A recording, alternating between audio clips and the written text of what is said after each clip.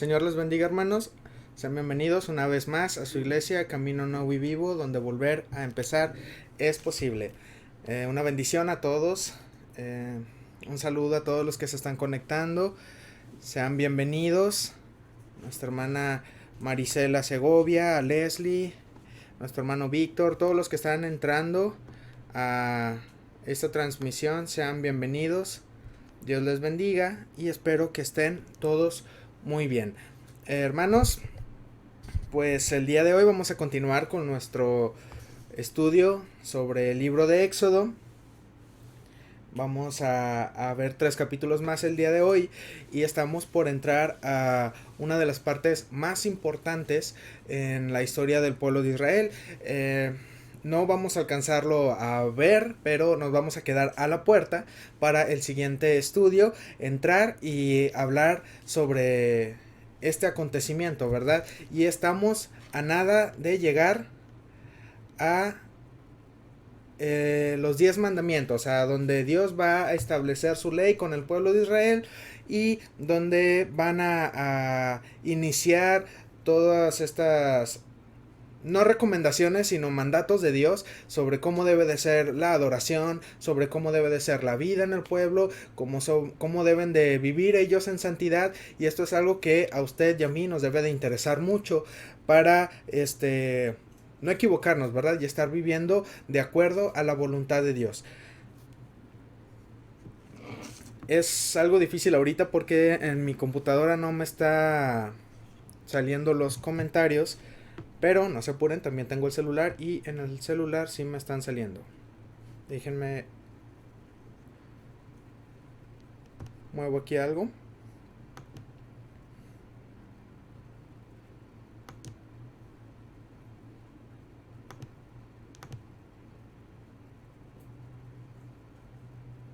Bien. Espero yo entonces que no se me pase nada. No lo pude poner en la computadora, pero aquí lo tengo en el teléfono. Así que si van a poner algún comentario o tienen alguna pregunta, no se preocupe, hermano. De todas maneras yo puedo ver lo que ustedes me ponen en los comentarios y si hay alguna pregunta, pues trataré de responderla. En caso de que no la pueda responder en este estudio, pues el siguiente es cuando voy a tratar de dar respuesta. Hay veces que no sé la respuesta de lo que me están preguntando, pero durante la semana investigo, durante la semana reviso en mis libros, reviso en internet, reviso en varios lugares para darles una respuesta y que no se quede esa pregunta en el aire, ¿verdad? También los comentarios, ya saben, ustedes pueden ponerlos y yo estaré leyéndolos para enriquecer más la clase. Es muy bonito cuando ustedes ponen en los comentarios algo que complementa lo que yo estoy diciendo. Y es bueno porque también así ustedes se les queda más fácil, ¿verdad? Lo que estamos viendo, a diferencia de que yo estoy hable y hable y hable y hable, pues bueno, entonces cuando ustedes comentan, eso a mí me indica que ustedes han leído, eso a mí me indica que ustedes también han investigado y es más fácil que comprendamos de qué se trata todo, ¿verdad? Como siempre la recomendación que doy al inicio de cada estudio, algunas palabras por traducción o por pues bueno, sí, por traducción de la Biblia, no tienen el significado completo o para nosotros pudieran significar otra cosa. Cuando llegara a ver una palabra de este tipo, yo les estaré comentando cuál es, qué quiere decir y estaré dándoles un poco del contexto o un poco más amplio de lo que estamos leyendo en este pasaje, ¿verdad? Y pues bueno, antes de iniciar, vamos a comenzar con una oración y estaremos iniciando nuestro estudio. Señor, te damos gracias porque tú has estado con nosotros.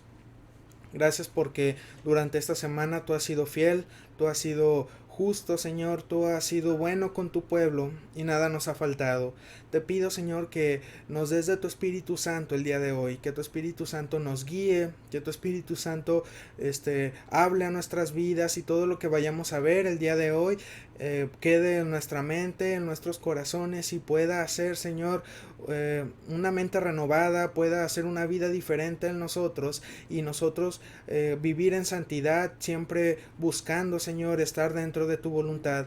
Quédate con todas las personas que han entrado a este estudio, con todas las personas que lo van a ver más adelante, Señor, y te pido, Señor, que también te quedes en sus casas, que te quedes en sus hogares y que tu presencia nunca se aparte de sus vidas. Todo esto lo pedimos en el nombre de Jesús. Amén. Bien, hermanos, vamos a iniciar y vamos a ir a el libro de Éxodo, capítulo 17. Nos habíamos quedado la semana pasada en el 16. Hablamos acerca de cuando Dios le da el maná al pueblo de Israel, que ellos van en el desierto y entonces empiezan a quejarse con Moisés de que ellos preferían la comida que había en Egipto, y entonces Moisés habla con Dios y Dios les comenta, ¿verdad? Les dice que les va a dar al maná, que también tiene un significado muy profundo, lo vimos en el estudio pasado, y también les dio codornices. Y entonces el pueblo de Israel estuvo comiendo codornices y maná. Hablamos también de que el maná no, a pesar de que algunas personas nos dicen que en cierta temporada del año hay un alimento muy parecido que aparece en el desierto, nosotros sabemos que no puede ser el maná, o al menos no se refiere al maná que nos dice aquí en la Biblia, porque el pueblo de Israel no se alimentó de maná solo por una temporada, sino que duró 40 años alimentándose de este maná, y este maná solo salía los primeros 6 días de la semana, porque el séptimo día era el día de reposo y no había maná, Dios no enviaba maná, así que un día antes ellos tenían que tomar doble porción y esta porción no se iba a echar a perder como en los días anteriores. Y esto fue lo último que vimos la semana pasada, ¿verdad? En el estudio. Vamos a continuar. Y hermanos, algo que vamos a ver que es muy común en el pueblo de Israel es que el pueblo de Israel siempre en todo momento se va a estar quejando de la situación en la que está viviendo. Nada lo va a tener contento, nada va a parecer llenar sus expectativas, siempre van a tener algo de qué quejarse.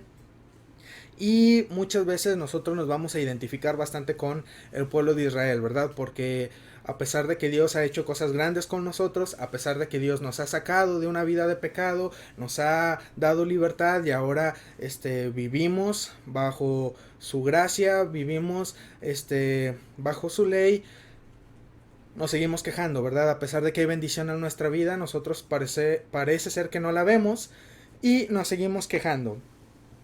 Y esto es lo que ocurre con el pueblo de Israel. Vamos a ver en el capítulo 17, versículo 1. Dice así: Toda la congregación de los hijos de Israel partió del desierto de Sin por sus jornadas conforme al mandamiento de Jehová, y acamparon en Refidim, y no había agua para que el pueblo bebiese. Pausamos aquí.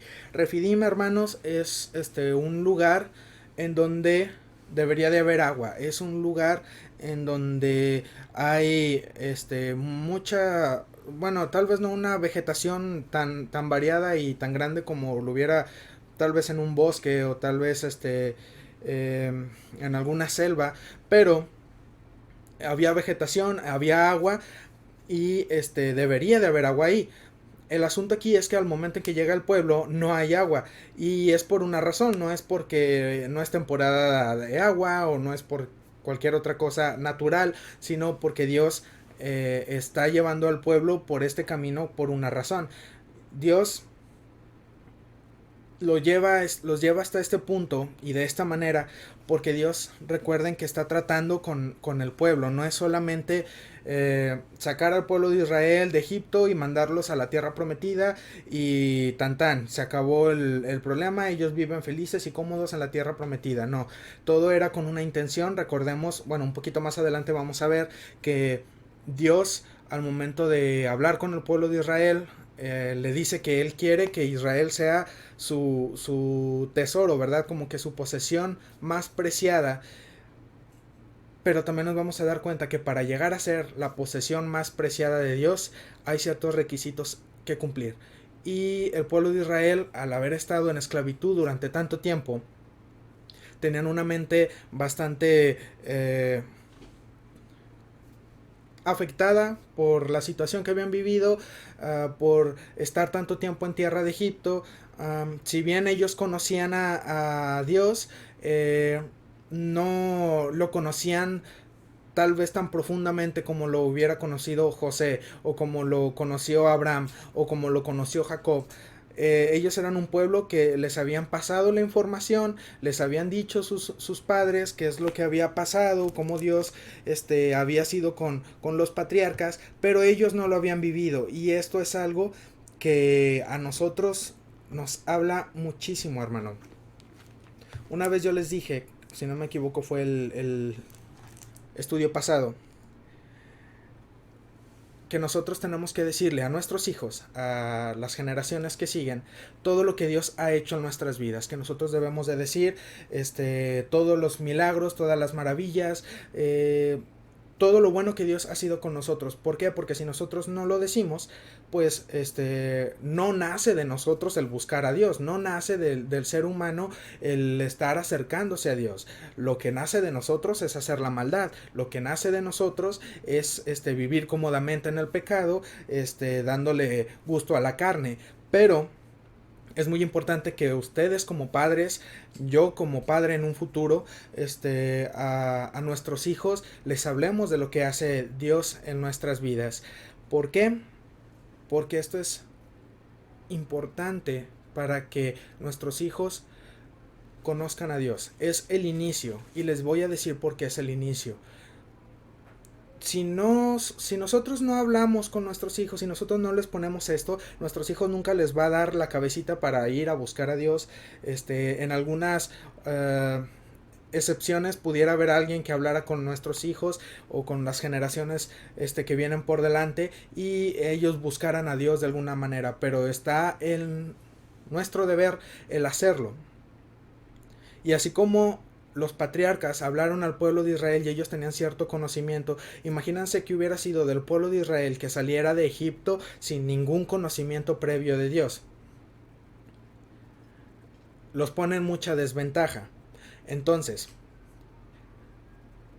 si nosotros no hablamos de las cosas grandes que Dios hace en nuestras vidas, nuestros hijos no van a saber de qué Dios estamos hablando, cuál es el Dios que nosotros adoramos. Y va a ser muy fácil que ellos busquen hacia otro lado, que ellos vean hacia otro lado y que ellos se desvíen por completo. Por eso Dios manda en su ley, más adelante conforme vayamos avanzando vamos a ver que Dios dice y lo repetirán a sus hijos y fíjate de repetirlo y llévalo así y cada día hace esto y cada día hace el otro porque a nosotros se nos olvida muy fácilmente. Ustedes podrán decir todo lo que acaban de vivir en Egipto es imposible de olvidar. Sí, mi hermano, es imposible de olvidar, pero el pecado nos hace olvidar muchas cosas y por lo general nos hace ver solamente las partes malas y no vemos todo lo grande que es Dios con nosotros. Entonces el pueblo llega a este punto en donde no hay agua y empiezan a pelear con Moisés, o más bien empiezan a quejarse con él, ¿verdad? Versículo 2. Y altercó el pueblo con Moisés y dijeron, danos agua para que bebamos. Y Moisés les dijo, ¿por qué altercáis conmigo? ¿Por qué tentáis a Jehová?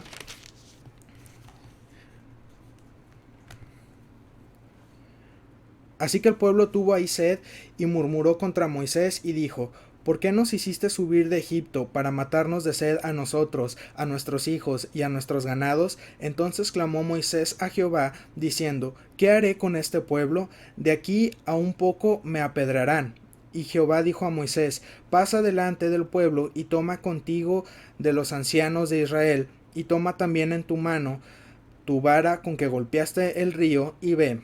He aquí que yo estaré delante de ti, ahí sobre la peña de Horeb, y golpearás la peña, y saldrán de ellas agua, y beberá el pueblo. Y Moisés lo hizo así en la presencia de los ancianos de Israel, y llamó el nombre de aquel lugar Masah y Meriba, por la rencilla de los hijos de Israel y porque tentaron a Jehová diciendo, ¿está pues Jehová entre nosotros o no?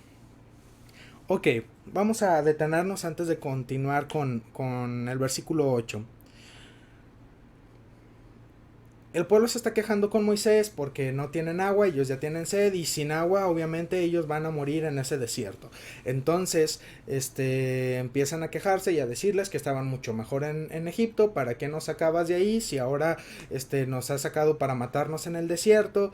Y poco más y se agarraban a pedradas a Moisés. Entonces Moisés, algo que nosotros debemos de aprender de él, es que cualquier problema que tiene Moisés inmediatamente corre con Dios y le dice, Dios, ¿sabes qué está ocurriendo esto? ¿Qué voy a hacer ahora? Dios lo escucha y Dios le dice, bueno, no te preocupes. Moisés tiene el temor de ser apedrado y lo primero que le dice Dios es, pasa por enfrente del pueblo con los ancianos y con la vara con la que se abrió el mar, y ve a donde yo te voy a decir.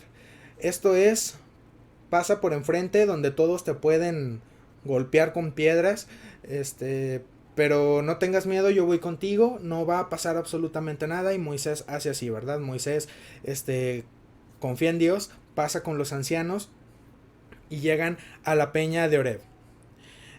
Al momento de que llega a la peña de Oreb ocurre algo muy interesante. Y aquí es el asunto que nosotros debemos de sacar de importante en estos versículos. ¿Por qué? Porque lo que ocurre es esto. Dios le da la orden a Moisés de que golpee la peña para que salga agua y así lo hace y entonces empieza a haber agua para el pueblo de Israel. Pero hay algo que significa esta peña y acto que hace Moisés. La peña es un reflejo o también es un tipo de Jesús, de Cristo, que es de donde sale el agua viva, ¿verdad? El agua para los cristianos, para todo aquel que está sediento y que necesita el agua de vida eterna. Pero esta agua que sale de la peña es el Espíritu Santo. Lo importante aquí es lo siguiente. Para que pudiera haber esa agua que el pueblo necesitaba, que el pueblo estaba buscando porque tenían sed, Moisés tenía que golpear la roca.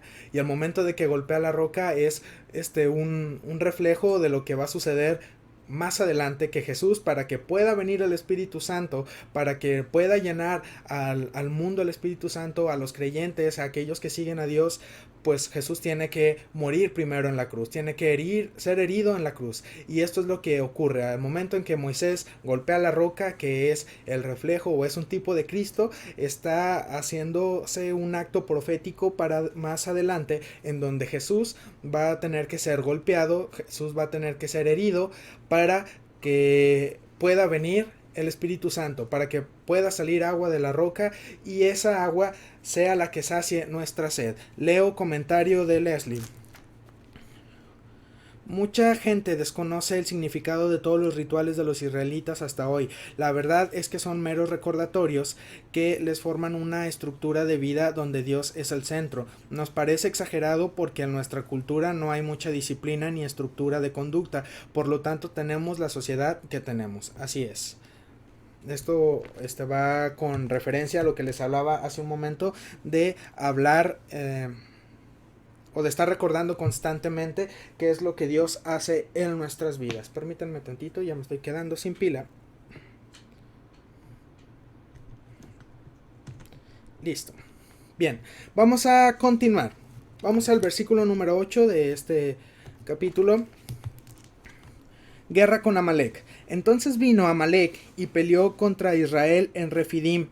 Y dijo Moisés a Josué: escógenos varones y sal a pelear contra Amalek. Mañana yo estaré sobre la cumbre del collado y la vara de Dios en mi mano. Vamos a detenernos aquí un momento. Vamos a ver qué es lo que está pasando. Al principio del capítulo, Israel se queja de que no tiene agua. Vámonos a trasladarlo a nuestras vidas. Estamos nosotros sin el Espíritu Santo, estamos nosotros buscando el agua de vida eterna, cuando de pronto tenemos un encuentro con Jesús y Él lucha, ¿verdad? Él lucha por nosotros, Él nos libera de Egipto, Él nos saca del pecado. Saludos, hermana Sonia, qué bueno verla por aquí, Dios la bendiga. Este, Dios nos saca del pecado y entonces, pelea por nosotros, ¿verdad? Pero ocurre algo, nosotros ya tuvimos este conocimiento con Dios, ya lo conocemos, el Espíritu Santo ha venido a nuestras vidas. Y justo en ese momento, cuando nosotros estábamos débiles y necesitábamos el agua viva, necesitábamos de esa agua que refrescara nuestro espíritu, aparece Amalek. ¿Quién es Amalek? Ok, ya sé, les he quedado mal con esto. Les había dicho que íbamos a hablar de Amalek, pero lo voy a dejar para después. Es que es Amalek un video solamente de Amalek. No me puedo... Si hablo de Amalek ahorita, nos quedamos sin el resto de los capítulos. Dice Leslie, hace poco leí que esa roca viajaba con ellos, pero se me hizo muy increíble. Prácticamente tenían todo, sombra, calor y luz de noche, clima perfecto, comida y agua durante todo el viaje. Yo no creí que la roca lo siguiera, pero Primera de Corintios 10:4, eso dice. Sí, yo también había leído que esta roca viajaba con ellos.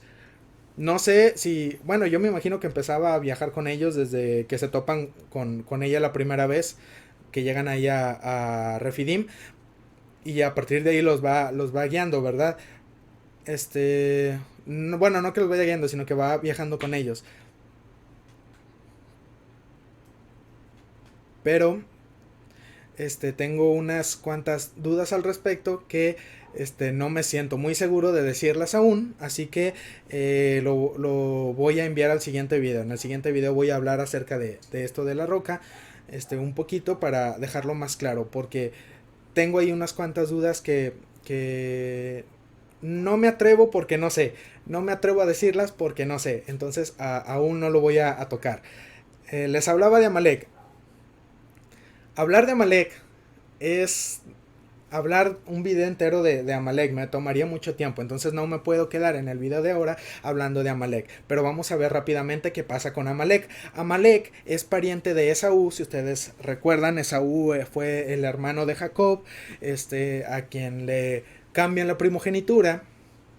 Y se hace todo este problema en donde Jacob tiene que salir de casa de Isaac, su padre, para que no lo vaya a matar Esaú. Bueno, según la tradición judía, pasa el tiempo y aunque en la Biblia nos menciona que Esaú y Jacob terminaron como buenos hermanos en santa paz, no hubo ningún problema, la tradición dice que mientras Esaú vivía,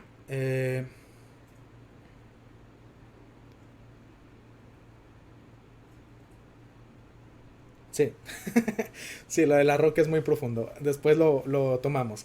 Les comentaba, la tradición judía nos dice que, pues bueno, Esaú tiene sus esposas, empieza a tener sus hijos, empieza a tener descendencia, y entre todos estos hijos que le van naciendo, no recuerdo muy bien cómo, aparece Amalek. Sé que Amalek no es de hijo de Esaú, sino, si no me equivoco, es nieto de Esaú, pero no legítimamente, sino como si fuera un bastardo.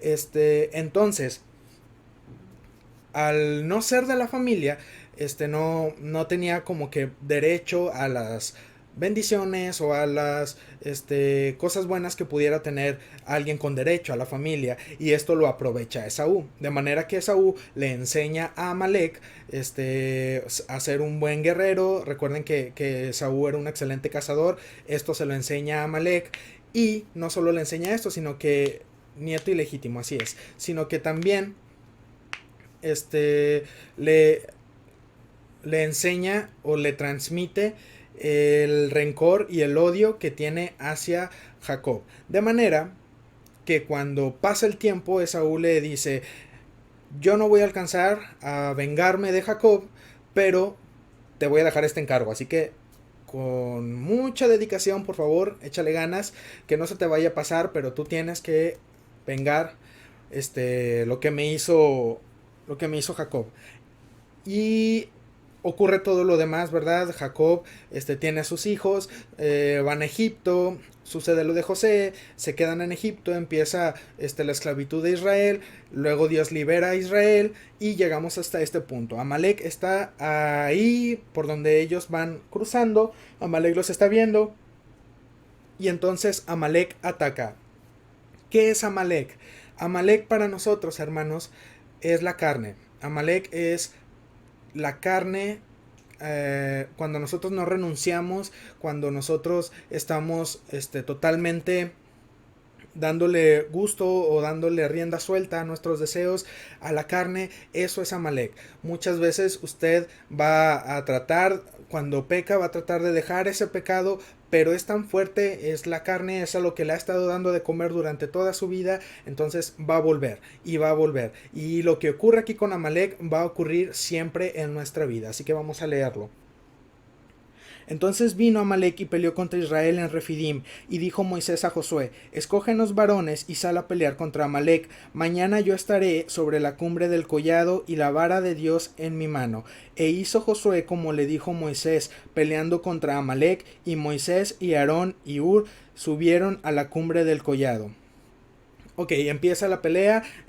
Amalek lo que hace, según los las personas que estudian y que son conocedoras de la Biblia, lo que dicen es que mientras la gente se está abasteciendo del agua que está en la peña de Oreb, llega Amalek y Amalek empieza a atacar por la retaguardia al pueblo de Israel. ¿Y quiénes van en la retaguardia? Pues bueno, va la gente anciana, van niños y mujeres y van personas enfermas. Entonces Amalek lo que va a hacer, ya hablando de nosotros, hermanos, es que Amalek siempre va a ir a atacar a nuestro punto débil. Amalek siempre va a ir a atacar el punto débil de nosotros. Nunca nos va a hacer frente, nunca nos va a atacar de frente. Él siempre va a ir de manera que nosotros no veamos cuando llega y nos va a atacar en donde estamos más débiles. Leslie comenta: se le identifica como carnalidad por ser hijo de fornicación. Amalek es usado por Esaú como mercenario para no ensuciar el nombre de su descendencia y de sus príncipes. Entonces, al momento en que ocurre este ataque de parte de Amalek hacia Israel, Moisés habla con Josué. Recuerden, hermanos, que el pueblo de Israel no es un pueblo que tenga ejército, no es un pueblo que sepa luchar, vienen de la esclavitud, así que pelear no sabían, armas dudo que tuvieran, y si tuvieran armas sería lo que alcanzaron a agarrar de los egipcios en el Mar Rojo, ¿verdad? De lo que quedó por ahí regado, pero ellos en sí no sabían. Entonces Moisés habla con Josué y le dice: ármame un ejército ahorita porque mañana nos vamos a agarrar a golpes con Amalek. Entonces Josué obedece, hace este ejército y se empieza a pelear. Moisés, por su parte, sube a un monte y ahí empieza a orar, levanta él sus manos, y cada vez que Moisés levanta sus manos y al momento en que sus manos están arriba, el pueblo de Israel prevalece, o el pueblo de Israel va ganando. Pero cuando Moisés se cansa y baja las manos, el que empieza a ganar es Amalek. A este monte Moisés sube con Aarón y con Hur.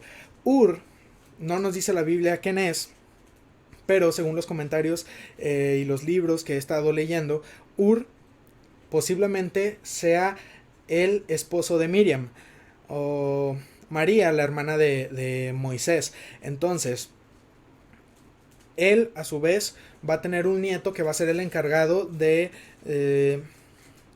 construir, no me acuerdo si es de...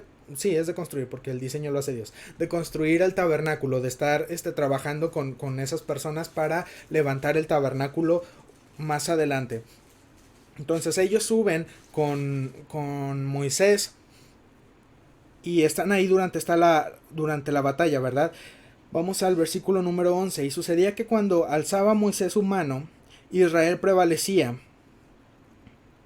Mas cuando él bajaba su mano, prevalecía Amalek, y las manos de Moisés se cansaban, por lo que tomaron una piedra y la pusieron debajo de él y se sentó sobre ella. Y Aarón y Hur sostenían sus manos, el uno de un lado y el otro del otro. Así hubo en sus manos firmeza hasta que se puso el sol. Y Josué deshizo a Amalec y a su pueblo a filo de espada. Y Jehová dijo a Moisés: escribe esto para memoria en un libro, y di a Josué que raeré del todo la memoria de Amalec de debajo del cielo. Y Moisés edificó un altar y llamó su nombre Jehová Nisi, y dijo: por cuanto la mano de Amalec se levantó contra el trono de Jehová, Jehová tendrá guerra con Amalec de generación en generación. Bien, ¿qué es lo que ocurrió aquí? Aarón y Ur levantan sus manos. Amalec es todo lo que se opone a Dios. Así es. Levantan las manos de Moisés porque Moisés ya se está cansando. Y entonces logran que el pueblo de Israel venza, ¿verdad? Porque le detienen las manos a Moisés. Pero no es todo lo que ocurre aquí.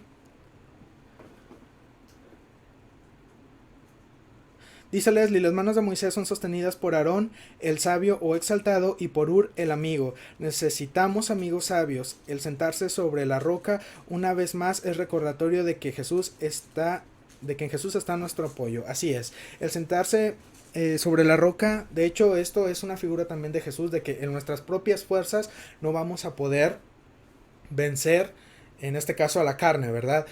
Nos vamos a cansar tarde que temprano y entonces la carne nos va a vencer. Pero el apoyarse en la roca y el tener a Aarón y a Ur, a estos amigos que le levantan las manos a Moisés, esto nos habla de que nosotros nos confiemos y nosotros descansemos en Jesús, y entonces va a ser en sus fuerzas, no en la de nosotros, que nosotros podremos vencer a la carne o vencer al oponente. Pero no es todo lo que está ocurriendo aquí. Al momento en que ellos terminan la batalla, Jehová habla a Moisés y le dice que escriba esto en memoria de un libro. Según los estudiosos, ya para este punto ya está escribiendo Moisés lo que es la Torá, o los primeros 5 libros de la Biblia, la ley. Y queda escrito lo que ha ocurrido aquí, ¿verdad? Pero no solamente eso, sino que Jehová, Dios, da una palabra que si yo fuera Josué, descansaría completamente en esto. Es importante que le dice Dios a Moisés que se lo diga a Josué, porque ya es un indicador de que Josué es el que se va a quedar en el lugar de Moisés, ¿verdad? Es el que va a seguir con el trabajo cuando Moisés ya no esté. Entonces Josué tenía que saber. Dios dice: raeré del todo la memoria de Amalec de debajo del cielo. Esto quiere decir que en este momento ya no existe Amalec. No, de hecho Amalec nos lo vamos a topar más adelante. Y este pueblo de Amalec va a ser destruido, si no me equivoco, hasta tiempos del profeta Ezequiel, si no me equivoco. Ok, dice Leslie que es aquí donde la tradición judía dice que Moisés escribe el Salmo 124. Si lo quieren leer, hermanos, córrenle al Salmo 124 en lo que yo sigo explicando esto. Amalek va a seguir saliendo, y miren qué importante es cuando Dios nos dice que destruyamos algo o que terminamos con algo completamente. Más adelante se lo vuelven a topar, y el que se lo va a topar es Saúl. Y ustedes recordarán esta escena, ¿verdad? Cuando Dios le dice que destruya todo, no deje nada con vida, que no deje ni animales, ni niños, ni mujeres, ni nada con vida. Pero Saúl deja a los animales y a los reyes con vida. Son los reyes de Amalek. Entonces Dios se enoja con Saúl. Disculpen. Dios se enoja con Saúl porque no obedece la indicación. Y después vamos a ver que Amalek va a seguir causando muchos problemas. Cuando vimos el libro de Esther, nos dimos cuenta que Naamán era de pueblo amalecita y es problema para el pueblo de Israel. Entonces, hermanos, esto nos habla a nosotros de que la carne nosotros no debemos dejar que entre, no debemos de darle oportunidad, no debemos de estar negociando ni coqueteando con la carne, sino que apenas tenemos indicación de Dios de qué es lo que tenemos que hacer con ella y nos dice corta, es cortar, no hay que estar ahí hablando o negociando con la carne, esto sí, esto no, no, es cortar totalmente. ¿Por qué les digo que si yo fuera Josué descansaría en esta promesa de Dios? Pues porque en este momento nosotros estamos viendo que Amalek sigue con vida, ¿verdad? Nada más los que se enfrentaron ahí con Israel fueron los que murieron, pero aún había pueblo en otro lado y yo, si no tuviera esta promesa de Dios, entonces iría por el desierto con esa incertidumbre, ¿verdad? De que nos va a salir en cualquier momento el pueblo de los amalecitas y nos va a volver a hacer pelea y tal vez ahora vengan más. Pero Dios confirma, Dios pone una promesa y dice, va a llegar un momento en que yo los voy a tener que quitar por completo. Ya no van a estar más estorbando, ya no van a estar más aquí. Voy a quitar todo de ellos y no va a quedar absolutamente nada. Entonces es una promesa de Dios. Y en el versículo 15, Moisés edificó un altar y llamó su nombre Jehová Nisi, que significa Jehová mi bandera o Jehová pelea por mí.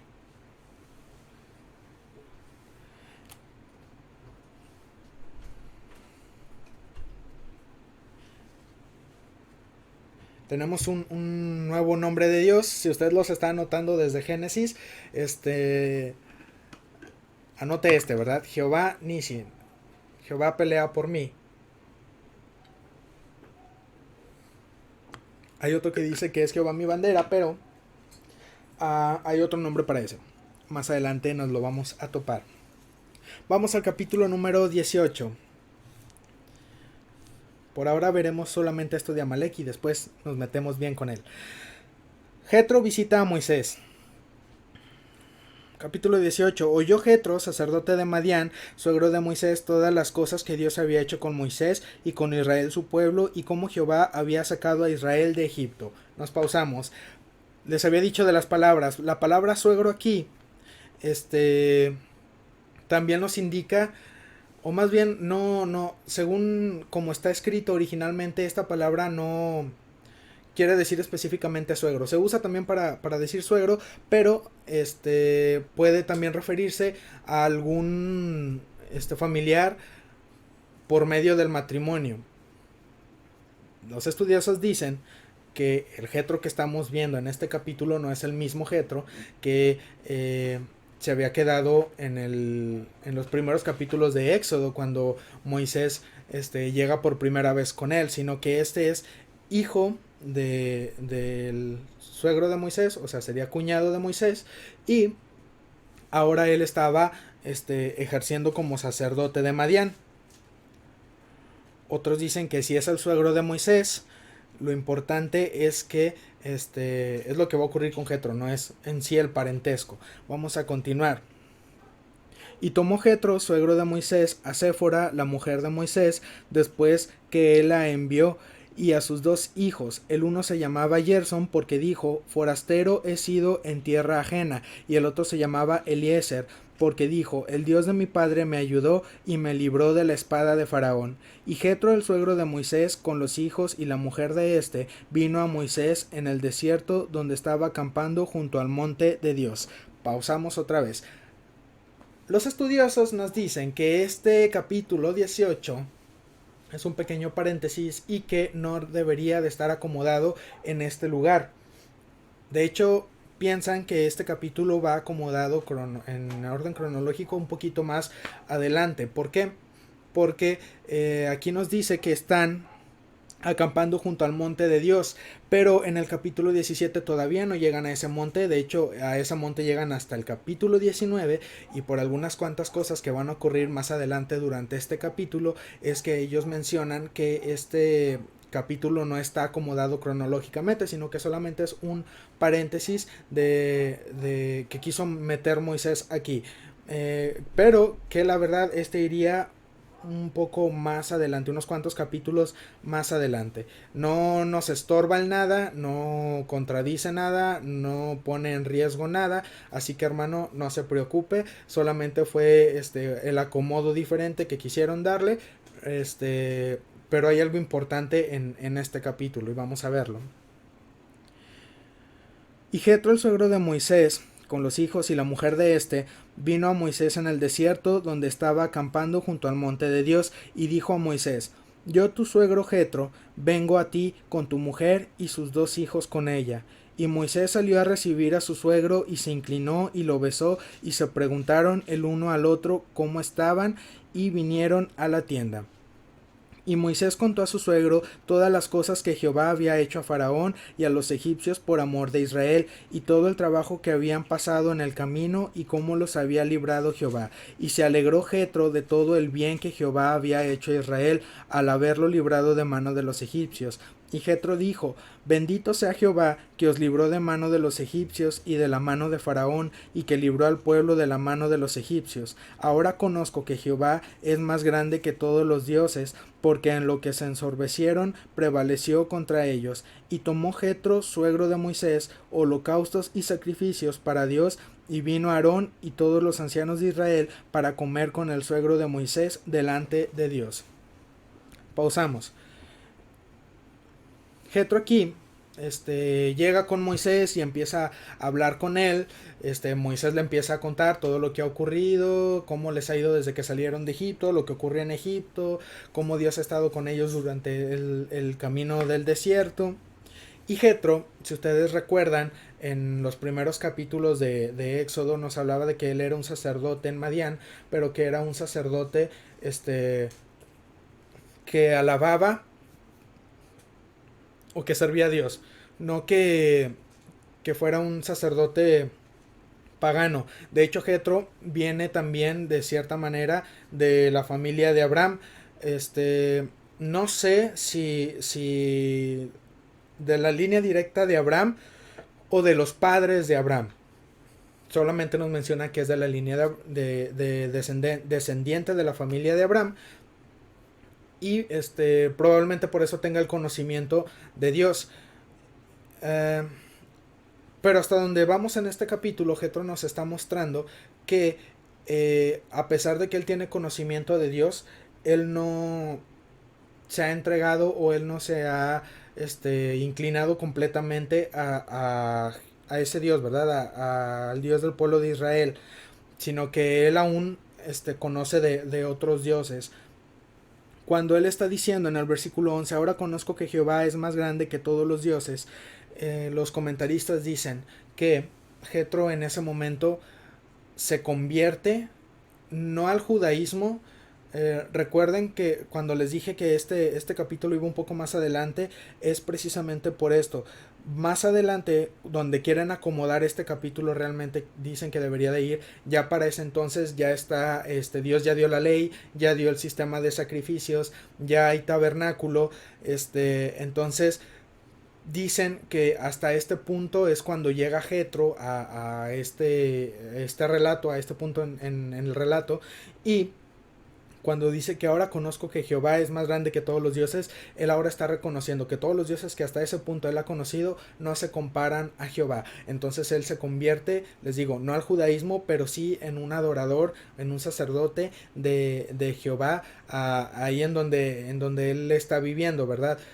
Muchas veces nos vamos a topar con que hay gente en diferentes lugares, no exclusivamente en el pueblo de Israel, que son gente que adoran y sirven a Dios. Y tenemos el ejemplo de Job, tenemos aquí a Jetro, tenemos al sacerdote y rey Melquisedec. Entonces hay gente que no necesariamente es del pueblo de Israel, pero que sirven a Dios, que tienen conocimiento de Dios y lo adoran. Y Jetro está entre estas personas. Entonces, cuando dice en el versículo 12 que él tomó holocaustos y sacrificios, aquí los comentaristas es donde dicen, no había manera en que Jetro ofreciera sacrificios de la manera en que estaba establecido para el pueblo de Israel si el capítulo 18 está despuesito de la guerra con Amalek. Pero si este capítulo lo mandamos más adelante, entonces ya hace más sentido. Aunque también, pues ustedes sabrán que desde que Adán y Eva peca, Dios establece el sacrificio como la única manera del perdón de pecados. Entonces sí habría manera de que hubiera un sacrificio, pero tal vez no como lo haría el pueblo de Israel. Ahora nos seguimos preguntando si queda en este lugar cronológicamente. Probablemente no.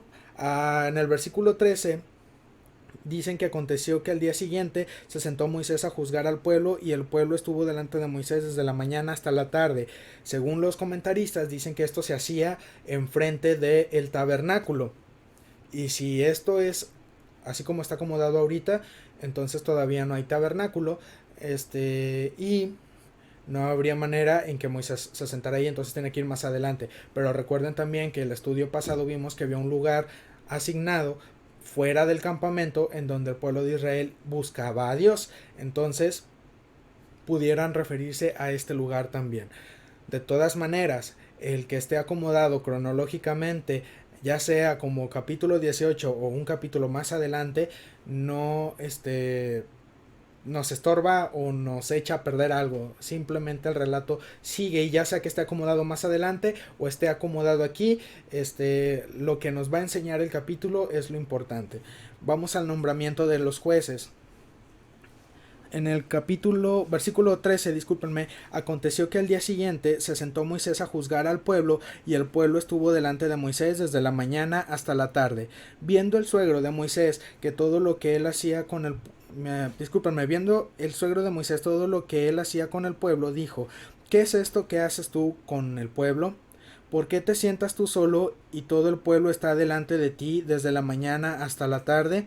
Y Moisés respondió a su suegro: porque el pueblo viene a mí para consultar a Dios. Cuando tienen asuntos, vienen a mí, y yo juzgo entre el uno y el otro, y declaro las ordenanzas de Dios y sus leyes. Entonces el suegro de Moisés le dijo: no está bien lo que haces, desfallecerás del todo tú y también este pueblo que está contigo, porque el trabajo es demasiado pesado para ti, no podrás hacerlo tú solo. Oye ahora mi voz, yo te aconsejaré, y Dios estará contigo. Está tú por el pueblo delante de Dios, y sométete tú a los asuntos de Dios, y enseña a ellos las ordenanzas y las leyes, y muéstrales el camino por donde deben andar y lo que han de hacer. Además escoge tú de entre todo el pueblo varones de virtud, temerosos de Dios, varones de verdad, que aborrezcan la avaricia, y ponlos sobre el pueblo por jefes de millares, de centenas, de 50 y de 10. Ellos juzgarán al pueblo en todo tiempo, y todo asunto grave lo traerán a ti, y ellos juzgarán todo asunto pequeño. Así alivianarás la carga de sobre ti, y la llevarán ellos contigo. Si esto hicieres y Dios te lo mandare, tú podrás sostenerte, y también todo este pueblo irá en paz a su lugar. Y oyó Moisés la voz de su suegro, e hizo todo lo que dijo. Escogió Moisés varones de virtud de entre todo Israel, y los puso por jefes sobre el pueblo, sobre 1000, sobre 100, sobre 50 y sobre 10. Y juzgaban al pueblo en todo tiempo. El asunto difícil lo traían a Moisés, y ellos juzgaban todo asunto pequeño. Y despidió Moisés a su suegro, y éste se fue a su tierra. Bien. Dicen los estudiosos, nuevamente, que Jetro, cuando leíamos algunos versículos atrás, que él se alegraba cuando Moisés le contó todo lo que ocurrió con Egipto, que él estaba contento porque él había sido consejero de Faraón cuando Moisés había nacido, y que Jetro le decía a Faraón que no hiciera el asunto de arrojar a los niños al río, pero que pues Faraón no le importaba, ¿verdad? Entonces, aunque no me explican o no me dicen en los comentarios cómo es que él deja de ser consejero de Faraón, si es que fue consejero de Faraón, este, él era conocido por ser muy buen consejero, y al momento en que Moisés va a dar con él se da cuenta de esto, ¿verdad? Y de que los consejos de Jetro realmente son muy buenos. Pienso yo que Dios habla a través de Jetro en esta ocasión para ayudar a Moisés en el trabajo que está haciendo. Hay gente o hay algunas personas que dicen que Moisés estuvo mal lo que hizo de escuchar a Jetro, porque la indicación era que él fuera el líder y que no hubiera más personas a cargo, y que aunque el trabajo era pesado, él tenía que cargar con eso, y que al momento en que decide escuchar a Jetro, él está negando el honor de cumplir con la tarea que Dios le ha mandado. Pero yo pienso que Dios ha hablado por medio de Jetro a Moisés para alivianar esta carga. Dios sabe perfectamente el paquetón que se estaba llevando Moisés al estar como líder del pueblo de Israel. Y yo creo que Dios no estaba en sus planes sofocar a Moisés de esa manera, o amargarlo o angustiarlo de esa manera, sino que había una razón por la que él lo había escogido, y esa razón era porque Moisés tenía si bien había sido capacitado por Dios para hacer esta tarea, pero aún así creo que Jetro, bueno, Dios a través de Jetro hablan y nos enseñan también cosas importantes sobre el liderazgo. Dice Leslie, dicen los judíos que Jetro fue y le llevó a Moisés amablemente a su familia como diciendo, esta es tu responsabilidad. Entonces los recibe feliz después de casi un año de no verlos, y Jetro ve que Moisés quiere abarcar mucho él solo, por eso ni se acordó de volver por su familia, y lo hace y le hace esas sugerencias de organización. Esto también es un punto que considerar, y por el que yo me inclino a que Dios estaba hablando a través de Jetro, porque difícilmente veo que Dios hubiera dicho, ¿sabes qué, Moisés? Vas a liberar a mi pueblo, y pues tu familia, pues bueno, es un sacrificio menor, tiene que haber bajas de todas maneras, y pues bueno, no te apures tú por tu familia, dale. No, yo creo que Dios también tenía esto en mente, y difícilmente Dios iba a poder dar un mandamiento en donde el varón cuidara a su familia, o se encargara de su familia, y que este mandamiento se los diera, o lo diera Dios a través de Moisés, y Moisés no hacerlo. Entonces Dios, yo no veo que Dios haga eso. O sea, Dios, si te está diciendo tienes que ser responsable con tu familia, te voy a pedir cuentas por tu familia, agárrate a tu familia, eres primero sacerdote, eres primero pastor, eres primero líder en tu familia antes de que la iglesia o de lo demás. Ya después de eso, tú puedes enseñar lo mismo. Ya después de eso, si tú lo haces, tienes autoridad para con tu pueblo, ¿verdad? Es más, la Biblia más adelante dice que no tiene control en su casa, no está en posición de ser un líder, ¿verdad? Y creo que por eso Dios habla por medio de Jetro. Así que yo me inclino por ese punto. No me tiene que seguir a mí, no es a fuerza. Usted es libre de pensar, o de elegir hacia dónde se va a ir, ¿verdad? Si apoya mi manera de ver las cosas, o usted tiene su propia manera de ver la cosa. Esto no lo va a condenar, esto no lo va a enviar al infierno, simplemente usted está haciendo uso de su razonamiento y de su manera de pensar. No se sienta mal si no le parece lo que yo estoy diciendo con el asunto de Jetro, ¿verdad? Hay otras cosas en las que sí no hay negociación, y hay otras en las que, bueno, uno no puede ahí decir, yo pienso diferente, ¿verdad? Pero este es el caso. Pero hay en otras ocasiones en las que no. Cuando sea así, también les avisaré. Si usted quiere hablarlo conmigo, pues bueno. Estos ya son otros asuntos. Pero bueno, vamos al último capítulo.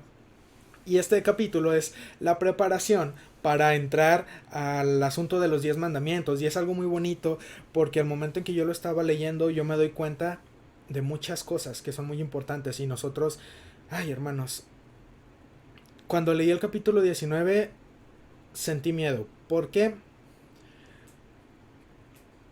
este capítulo prepara al pueblo para tener un encuentro con Dios. Y lo que Dios pide para ese encuentro, hermanos, ay, a veces nosotros no lo hacemos o no lo tenemos en cuenta para nada.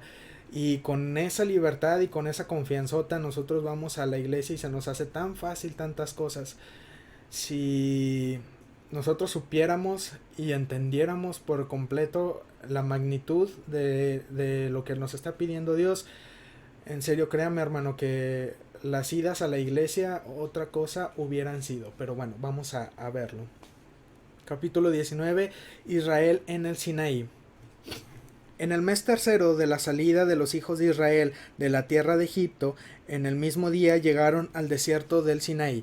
Dicen que aquí están en el Pentecostés o en vísperas del Pentecostés, y entonces tiene bastante sentido que unos meses atrás primero haya sido la Pascua, la liberación de Israel, y después el Pentecostés. Dios les da la ley, Dios les da indicaciones al pueblo de lo que tienen que hacer, y como ustedes se estarán dando cuenta, Dios no lo hizo nada al azar, ¿verdad? Todo lo tiene bastante planeado, y no fue así como de que mira qué casualidad, llegamos al monte Sinaí justamente en la Pascua, vaya, quién lo hubiera dicho. No, Dios los lleva en ese día, en ese momento, y por una razón. Vamos a avanzar. Habían salido de Refidim y llegaron al desierto de Sinaí y acamparon en el desierto, y acampó a Israel desde el monte. Dicen que ese desierto del Sinaí es un lugar lo suficientemente grande para que esté el pueblo de Israel acomodado, pues bien, ¿verdad? Cómodamente. Las medidas, creo que de ancho son como 3,5 kilómetros, y largo son como 8 kilómetros. Entonces, fácil quedan acomodados ahí, y ahí es donde se establece el pueblo de Israel. Y Moisés subió a Dios, versículo 3, y Jehová lo llamó desde el monte diciendo: así dirás a la casa de Jacob y anunciarás a los hijos de Israel: vosotros visteis lo que hice a los egipcios, y cómo os tomé sobre alas de águila, y os he traído a mí. Ahora pues, si diereis oído a mi voz y guardareis mi pacto, vosotros seréis mi especial tesoro sobre todos los pueblos, porque mía es toda la tierra. Y vosotros me seréis un reino de sacerdotes y gente santa. Estas son las palabras que dirás a los hijos de Israel. Entonces vino Moisés y llamó a los ancianos del pueblo y expuso en presencia de ellos todas estas palabras que Jehová le había mandado. Y todo el pueblo respondió a una y dijeron: todo lo que Jehová ha dicho haremos. Y Moisés refirió a Jehová las palabras del pueblo. Le subí hace unos minutos antes de iniciar el estudio un video acerca de pactos, de los pactos que hace Dios con el pueblo de Israel. Y vayan a darle una vueltecita si no lo han visto cuando se termina el estudio, para que vean de qué se tratan o en qué consisten los pactos que Dios hace con el pueblo de Israel. Es muy diferente a los pactos que nosotros solemos hacer, o los pactos que hay actualmente. Y vean lo que Dios pedía del pueblo de Israel. Es un video bastante bonito, bastante interesante y fácil de entender. Dice Leslie: 40 días antes de la Pascua, 40 días antes, perdón, fue la Pascua. Los judíos hoy lo celebran con la cuenta a Omer, donde durante esos 40 días, a ver,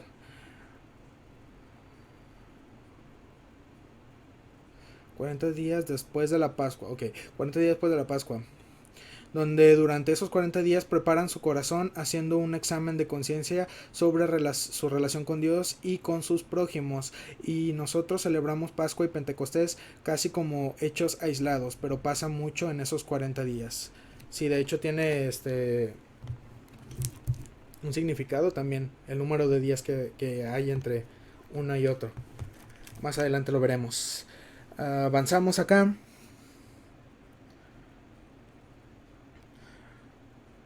Versículo 9. Entonces Jehová dijo a Moisés: He aquí yo vengo a ti en una nube espesa, para que el pueblo oiga mientras yo hablo contigo, y también para que te crean para siempre. Y Moisés refirió las palabras del pueblo a Jehová, y Jehová dijo a Moisés: Ve al pueblo y santifícalos hoy y mañana, y laven sus vestidos, y estén preparados para el día tercero, porque el tercer día Jehová descenderá a ojos de todo el pueblo sobre el monte de Sinaí, y señalarás término al pueblo en derredor, diciendo: Guardaos, no subáis al monte, ni toquéis sus límites. Cualquiera que tocare el monte, de seguro morirá. No lo tocará mano, porque será apedreado o asaeteado.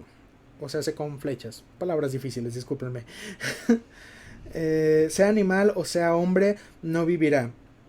Cuando suene largamente la bocina, subirán al monte. Y descendió Moisés del monte al pueblo, y santificó al pueblo, y lavaron sus vestidos. Y dijo al pueblo: Estad preparados para el tercer día, no toquéis mujer. Aconteció que al tercer día, cuando vino la mañana, vinieron truenos y relámpagos, y espesa nube sobre el monte, y sonido de bocina muy fuerte, y se estremeció todo el pueblo que estaba en el campamento. Y Moisés sacó del campamento al pueblo para recibir a Dios, y se detuvieron al pie del monte. Vamos a detenernos aquí.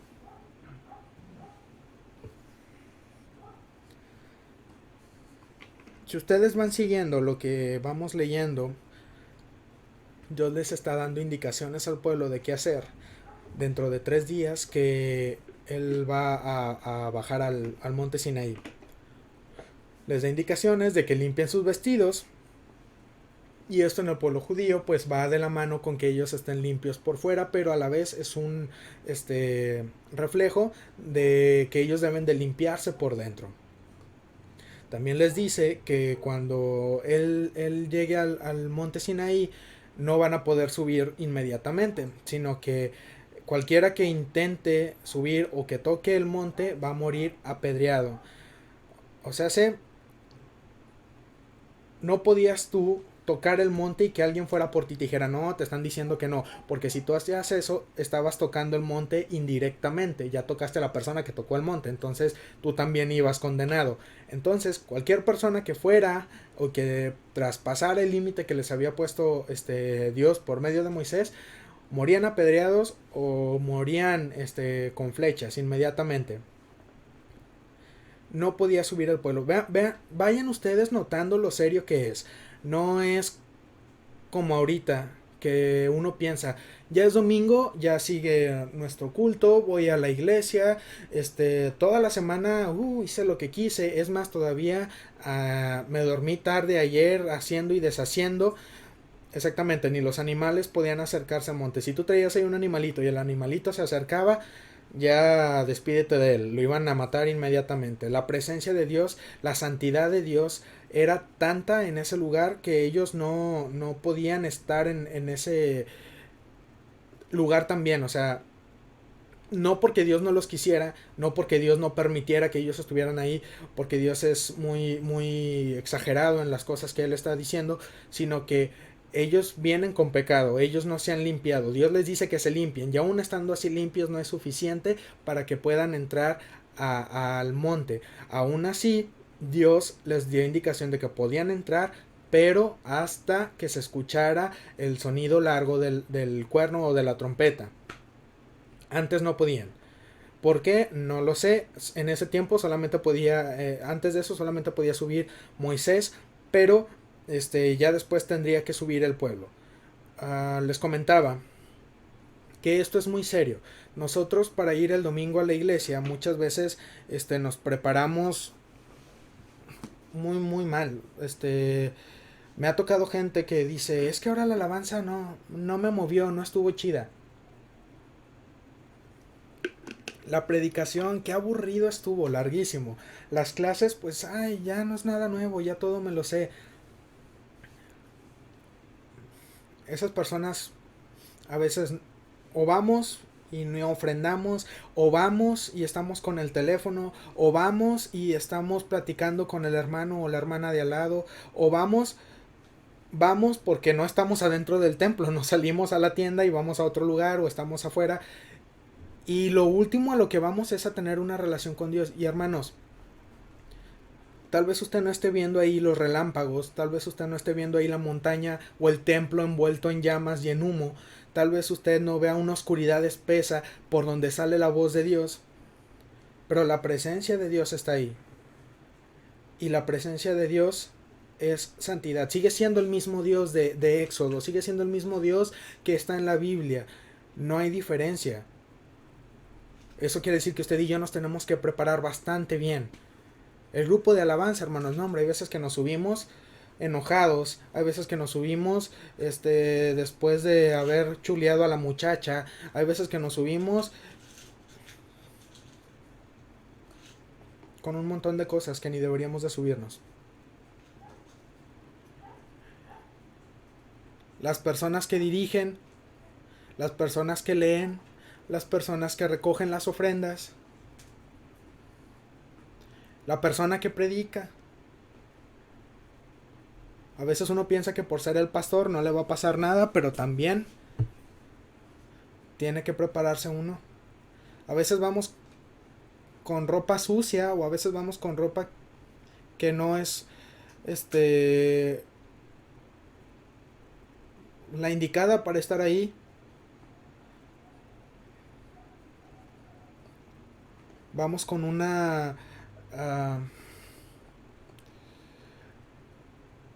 desánimo o vamos con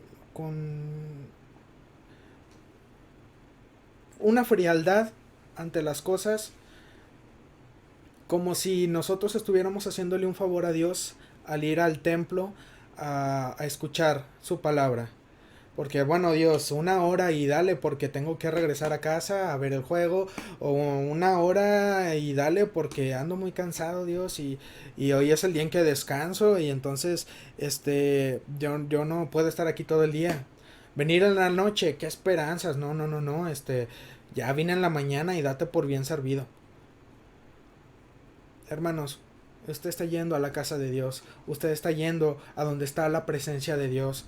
Usted no puede ir nada más así. Usted se tiene que limpiar, tiene que ir con su ropa limpia, tiene que ir con su cuerpo aseado, limpio, tiene que ir usted consciente de que se va a topar o de que se va a ver cara a cara con Dios, con el Creador. No puede ir usted nada más así a la ligera. No puede ir usted nada más así porque es domingo de ir a la iglesia y desde que estoy niño me traen.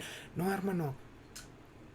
Estar en la presencia de Dios exige que usted y yo estemos limpios delante de Dios. No podemos ir nada más así. No podemos ir porque es domingo y así lo marca el calendario y nos toca estar en la iglesia. Yupi, qué divertido es estar en la iglesia. Con esa actitud, hermano. Si antes no hemos muerto estando en la presencia de Dios. Dios ha sido muy misericordioso con nosotros y Dios aquí está dándole indicaciones a su pueblo. ¿Qué hay de diferente? Porque nosotros no somos el pueblo de Israel, va a ser diferente con nosotros. Tiene que ser igual.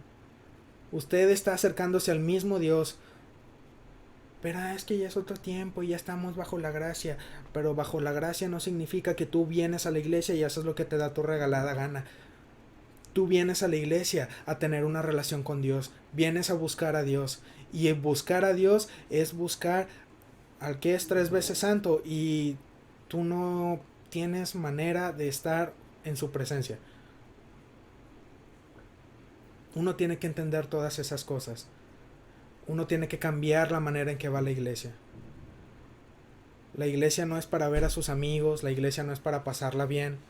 La iglesia es para que usted vaya a buscar a Dios. Versículo 18. Todo el monte Sinaí humeaba, porque Jehová había descendido sobre él en fuego, y el humo subía como el humo de un horno, y todo el monte se estremecía en gran manera. El sonido de la bocina iba aumentando en extremo. Moisés hablaba y Dios le respondía con voz tronante. Y descendió Jehová sobre el monte Sinaí, sobre la cumbre del monte, y llamó Jehová a Moisés a la cumbre del monte, y Moisés subió. Y Jehová dijo a Moisés: desciende, ordena al pueblo que no traspase los límites para ver a Jehová, porque caerá multitud de ellos. Ya les había dicho hace 3 días que no se podían acercar y Moisés bien confiado le dice a Dios, ya les dijimos, ellos no van a pasar, pero Dios nos conoce perfectamente. Y Dios conoce que el pueblo era curioso, Dios conoce que el pueblo era necio y le dice, baja otra vez porque no va a faltar el novedoso. Y también que se santifiquen los sacerdotes que se acercan a Jehová para que Jehová no haga en ellos estrago. Que se santifiquen los sacerdotes. Hermano, que se santifiquen los sacerdotes. ¿Quiénes son los sacerdotes ahora?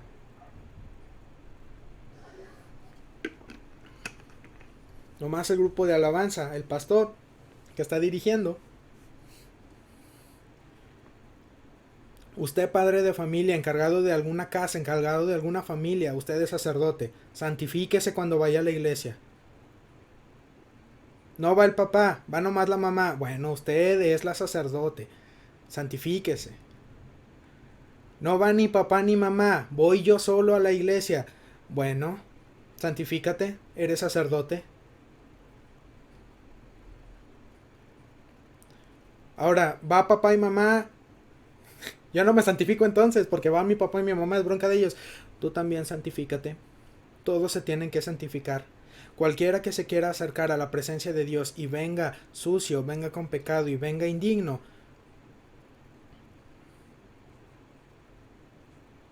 y nosotros no lo creemos, pero ha pasado, en la Biblia ha pasado. Hubo sacerdotes que murieron. Más adelante vamos a ver que hay sacerdotes que van a morir. ¿Por qué tendría que ser diferente ahora, hermano? ¿Por qué tendría que ser diferente ahora? ¿Es otro Dios? ¿Ya no es tan poderoso? Ya no es 3 veces santo, ya nada más es uno. Ahora sí podemos ir. Dios es cosa seria, hermano. Y mire, Dios nos ama y Dios quiere una relación con nosotros y Dios nos libera y Dios nos bendice y Dios nos protege y Dios hace un montón de cosas por nosotros. Pero sabe, hermano, Él nos exige que nosotros estemos limpios, que nosotros estemos santos. Y mire que no nos está exigiendo ser 3 veces santos como Él. Sé santo nada más. Es que es muy difícil ser santo. Sí, pero sí se puede. ¿Te acuerdas? Versículos antes. Y vosotros me seréis, versículo 6, un reino de sacerdotes y gente santa.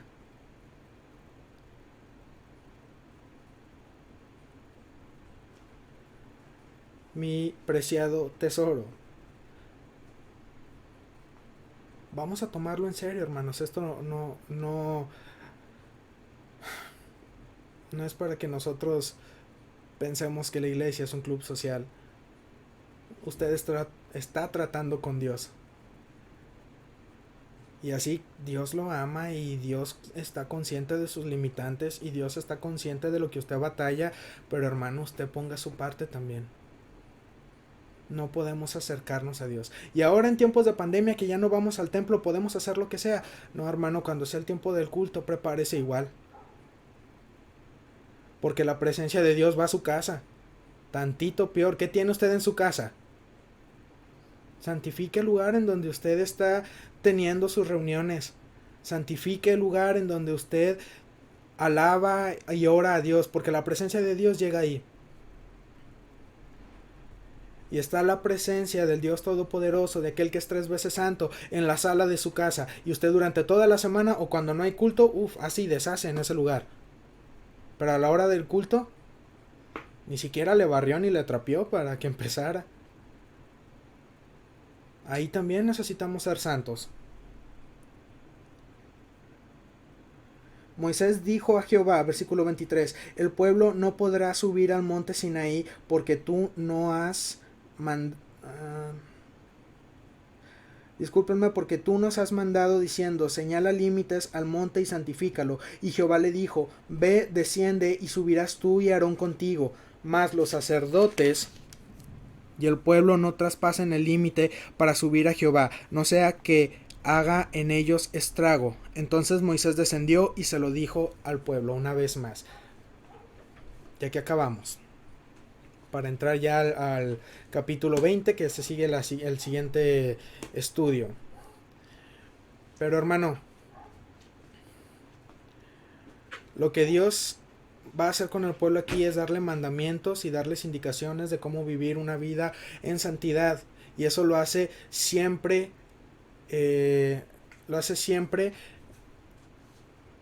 los domingos, lo hace siempre que usted escucha palabra. Es Dios hablándole. Usted tiene que estar preparado siempre.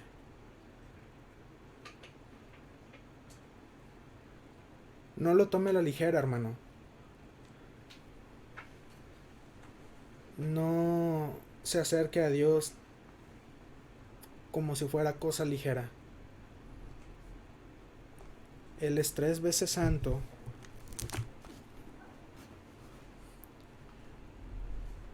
Y Él pide de nosotros santidad también. A partir de aquí va a dar Dios indicaciones para el pueblo de Israel. A partir de aquí va a dar indicaciones sobre cómo va a ser la adoración. Y nos vamos a dar cuenta de que usted y yo estamos en otro mundo totalmente diferente. Y usted puede decir, es que bueno, vamos a lo cultural, ahí es totalmente diferente a lo que es aquí. Pero es el mismo Dios y hay bases y hay cosas que no cambian aún, y aunque sea diferente cultura. Y esas cosas a veces nosotros nos las brincamos, a veces a nosotros nos las pasamos por encima y no ocurre nada trascendente. Y luego es bien fácil nosotros decir, es que la iglesia se está muriendo, es que la iglesia se nos divide, es que la iglesia no hay avivamiento. Pues ¿cómo quiere que haya avivamiento, hermano, si usted viene todo sucio, mocho y cucho al culto? Pues no se puede.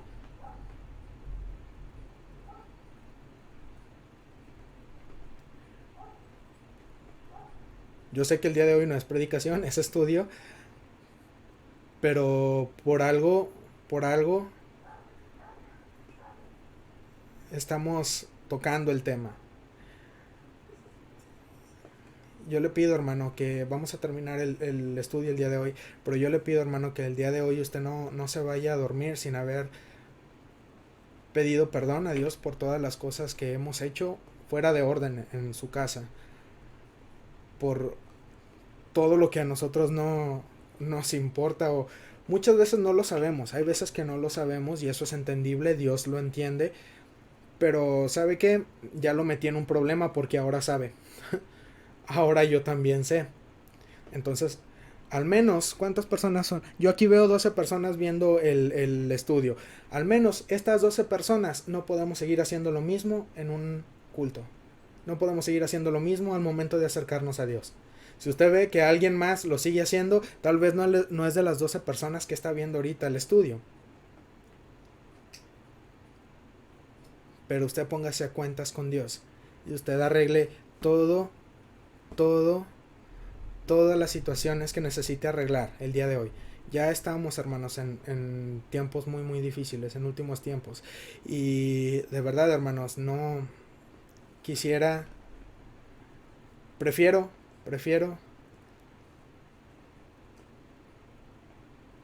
estar bien delante de Dios que caer en las manos de un Dios vivo. Porque no esperan cosas buenas.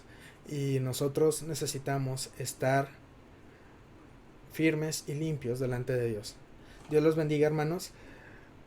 Terminamos el estudio, una nota muy baja, pero esto es lo que nos topamos en la Biblia. La Biblia nos confronta, la Biblia nos habla, la Biblia nos pone frente a nuestra condición de pecado, a nuestra vida diaria, a lo que tenemos que cambiar. Y si usted se sintió incómodo en el estudio de hoy, y si usted le empezó a dar ahí la incomodidad por un lado, bueno, hermanos, hay cosas que tenemos que arreglar. No es nada en contra de alguien en específico, es palabra de Dios. Es palabra de Dios, es lo que ordena Dios. Tómelo para su vida y yo le aseguro que va a haber bendición para usted. Va a haber bendición para usted. Y pues bueno, hermanos, cuídense mucho, Dios los bendiga. Buenas noches, Emanuel, que pases bonita noche. buenas noches a todos ustedes. Los veo mañana. Cuídense mucho, descansen y que espero que el día de mañana todos tengan un muy bonito día.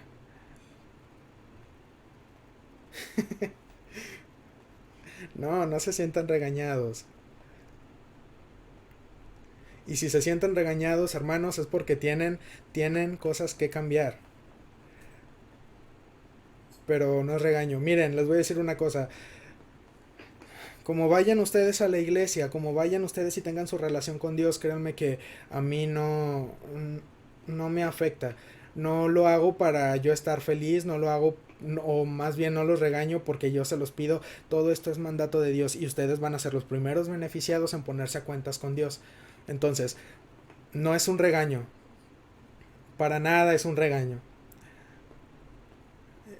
Tómenlo como Dios hablando a sus vidas y señalándoles los lugares o las áreas que ustedes tienen que arreglar. Y qué bueno que Dios les está hablando a su vida, eso me da mucho gusto, porque eso quiere decir que ha estado trabajando en ustedes y tiene algo especial para ustedes, por algo los está preparando, por algo les está haciendo sentir esta incomodidad y por algo ustedes se están dando cuenta de la situación en la que están viviendo. Eso es perfecto.